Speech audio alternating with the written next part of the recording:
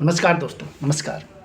आज मैं चर्चा कर रहा हूँ फिर से एक बार आपसे कि हिंदुस्तान के राजनीति में दल बदल कानून क्यों बनाना पड़ा था कांग्रेस को। ऐसी कौन सी नौबत आ चुकी थी। जी हाँ, अगर 1969 से 80 के दशक तक अगर देखेंगे आप तो पाएंगे लगभग 1900 विधायक और 142 सांसद कांग्रेस को छोड़कर किसी और पार्टी में चले जा चुके थे।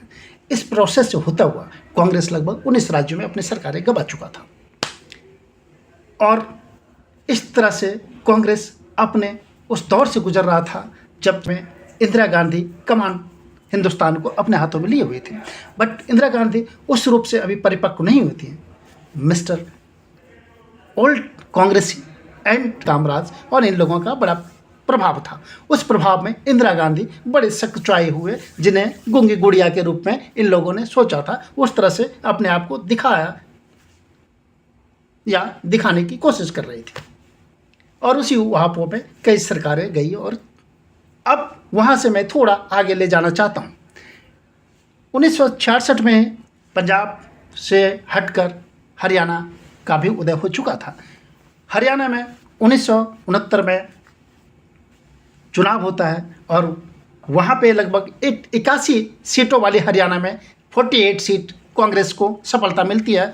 जनसंघ को 12 सीटों पर सफलता मिलती है और निर्दलीय विधायकों की संख्या 16 हो जाती है, जो दूसरे नंबर पे है। 48 के बाद 16 जो दूसरे नंबर पे है। और इस तरह से रिपब्लिकन पार्टी को भी 2 सीटें मिलती है और किसी और एक पार्टी है जिसको 3 सीटें मिलती है। और इस तरह से जो कांग्रेस के मुख्यमंत्री के रूप में भगवत दयाल शर्मा शपथ लेते हैं। बट दिलचस्प वाकया यह भी होता है, एक जो सुरक्षित सीट से जीत कर आने वाले, हसनपुर सुरक्षित सीट से जीत कर आने वाले गया लाल जी की बड़ी सुर्खियां बटोरते हैं अखबारों में।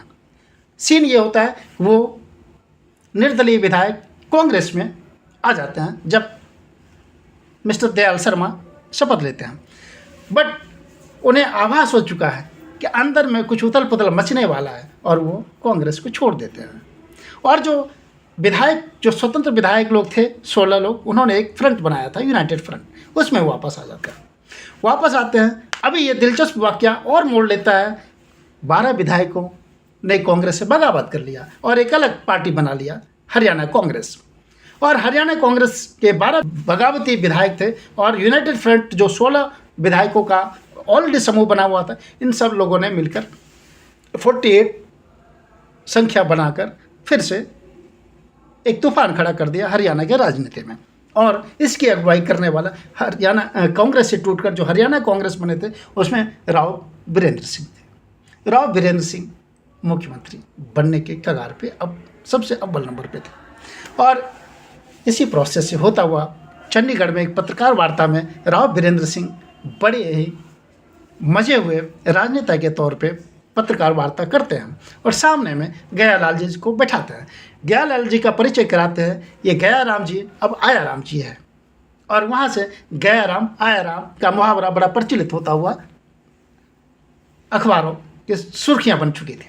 दूसरे दिन यही फ्रंट पेज पे हरियाणा के सारे पत्रकार लोगों ने छापा था। तत्कालीन गृह मंत्री YB चौहान भी इस बात को बड़ी ही तीखी आलोचना करते हुए दल बदल नेताओं के बारे में उन्होंने एक संसद के पटल पे तीखी आलोचना करा था। और इस तरह से आया राम गया राम की भी कहानी मैं इसी में समेट दिया हूँ और यह बताने की कोशिश भी किया हूँ कि आखिर ऐसी नौबत क्यों पड़ी थी दल बदल अमेंडमेंट कानून लाने का कांग्रेस में।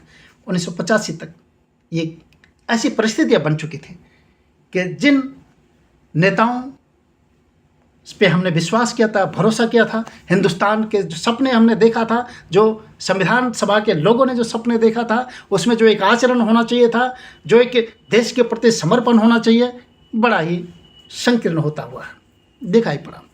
त्याग और आत्मसमर्पण से खुदगर्जी टपकने लगी थी क्या विधायकों और सांसदों में? ऐसी नैतिक आचरण अचानक तो नहीं आया होगा। आखिर ऐसा कैसे होने लगा था, इसकी भी पड़ताल संविधान आपको इजाज़त देता है, करना चाहिए और करेंगे भी। Thank you so much.